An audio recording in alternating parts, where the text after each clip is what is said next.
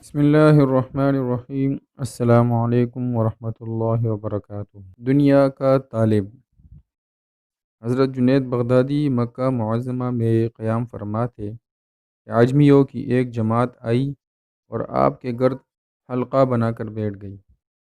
عجمی دنیا کے ہر اس شخص کو کہتے ہیں جو عرب سے تعلق نہیں رکھتا۔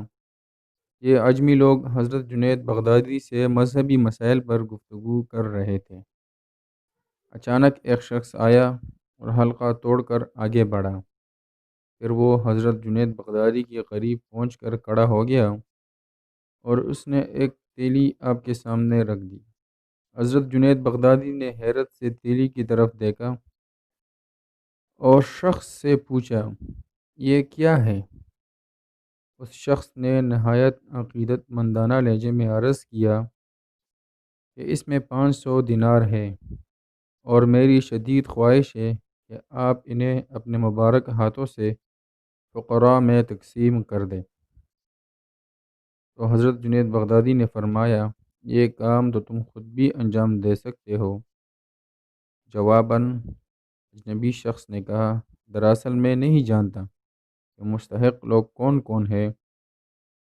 حضرت جنید بغدادی نے ایک نظر اس شخص کی طرف دیکھا، پھر فرمایا، اس کے علاوہ تمہارے پاس کچھ رقم اور بھی ہے؟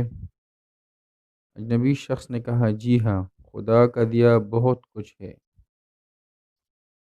کیا تم اپنے موجودہ سرمایے کے علاوہ مزید دولت بھی کمانا چاہتے ہو؟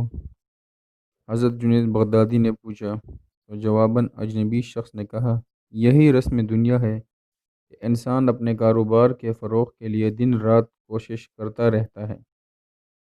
تو حضرت جنید بغدادی نے بڑا ہی خوبصورت جواب دیا اور دیناروں سے بری ہوئی تیلی اٹھائی اور اس شخص کو لوٹاتے ہوئے فرمایا، پھر تو تم ہی اس رقم کے زیادہ مستحق ہو، اسے واپس لے جا کر اپنے خزانے میں جمع کر دو۔